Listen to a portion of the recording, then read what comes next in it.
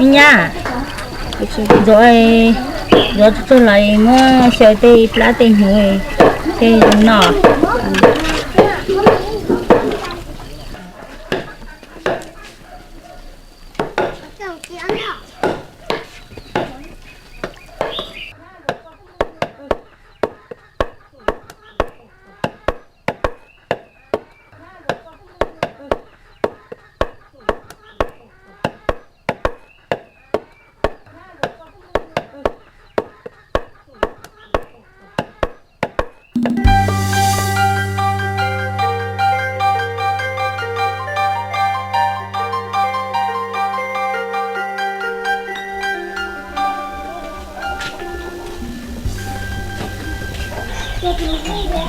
cô mẹ có thích sao hả? mình có mì nên tôi tuổi là tôi tuổi nó chế à mình có mì cái tuổi là tuổi mà chăng là chế bé nó mày nhá trả bé chỉ xin gì nữa liều không cái tuổi gió này ta nó mỏ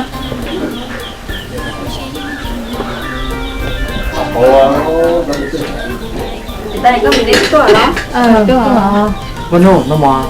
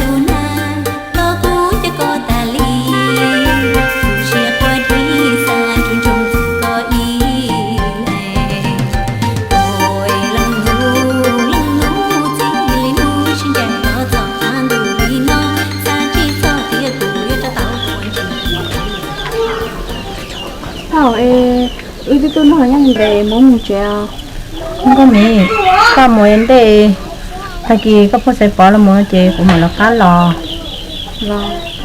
rồi tôi nói nó mà tại thì một chuyện là mình dành có mì nếu một chuyện lo một chuyện nhưng trẻ nó chỉ giờ phong một chăng nữa nó chỉ họ tôi sai phô theo mà giờ thì nên học một chẳng là nên cho cháu cụ thể nên tôi sai cụ thể ôi liền mình xài mà mình con em mà như cái cũng chơi là ôi liền thôi như cái thế thì có mà là khá là mình sẽ cho cái tụi khăn lông mình sẽ có mình thì mình có đó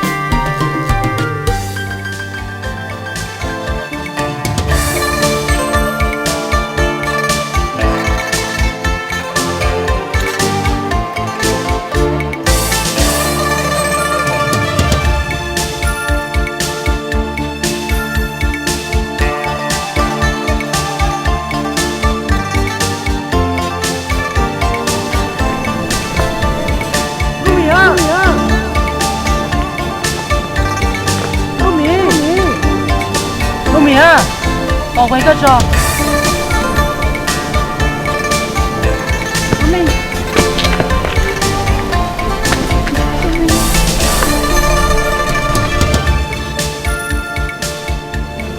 Rumi, rồi cái anh đại cũng biết theo. Kami kita jalan ya tau jalan kami. Ikaw kang magkainunan. Gusto magkainunan lang kami. Yang lihat talungan. Rumi,